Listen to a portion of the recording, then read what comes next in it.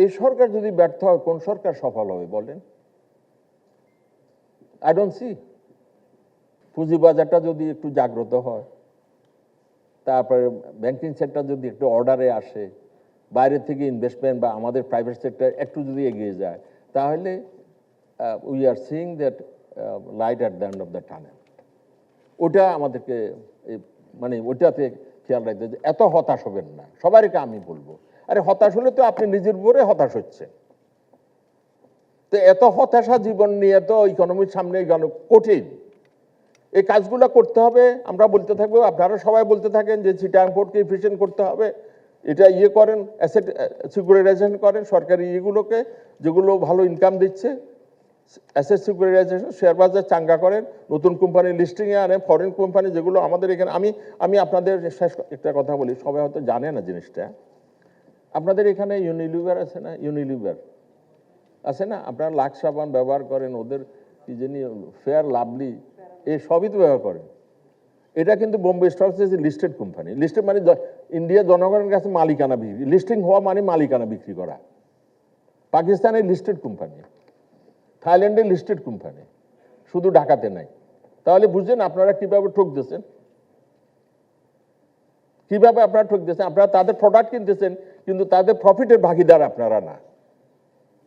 এটা কোথাও আছে পৃথিবীতে? এত আমাদের ইকোনমিক সাইজটা অতটা ছোট না।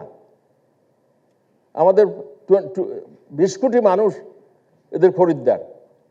নেসলে নুডলস খাইতেছি, কফি খাইতেছি, এটা সর্বত্র লিস্টে, সবার কাছে মালিকানা বিক্রি করছে অন্যান্য দেশে, শুধু আমাদের এখানে নেই। MetLife 42% of the total life business, life insurance business তাদের অধীনে, একটা কোম্পানি, এটা ফরেন ওন 100%। বাংলাদেশ সরকারের মধ্যে কিছু থাকতে পারে, বাট এটা কিন্তু শেয়ার বাজারে নেই। তো বাকি 42 হলে বাকি 58, সেটার জন্য 15-20টা 30টা মতো লাইফ ইন্স্যুরেন্স আছে বাংলাদেশে। এই জন্য ওই যে একজন মাননীয় সংসদ সদস্য বলতেছে না, you don't need so many life insurance, so many financial insurance. NBFI বলে সবগুলা ফেল করতেছে। NBFI non bank financial institution, ওই পপুলারলি এটা they are known as leasing company. তো এই জন্য বলতেছি যে এইসব জিনিসগুলো আমাদেরকে খেয়াল করতে হবে। আমি গুলশান দিয়ে যাচ্ছি, আপনারা অনেকে যেতে পারেন ওইখান দিয়ে।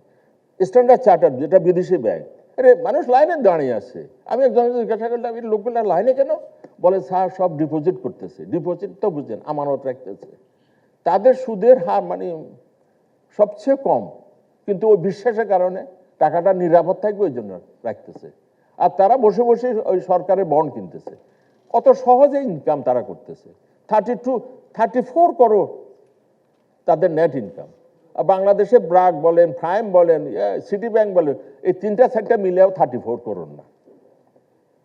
তাহলে ওদের কিন্তু কোনো মালিকানা নেই। আমি যখন এই কথাগুলো বলেছি, আমি অনেকদিন আগ থেকে বলতেছি, এখন অনেকেই বলে যে আপনি যদি ভালো কোম্পানি, বড় কোম্পানি, বিদেশি কোম্পানির মালিকানা জনগণকে না দেন, তাহলে আপনার একটা হায়ার মিডল ক্লাস বা মিডল ক্লাস হবে না।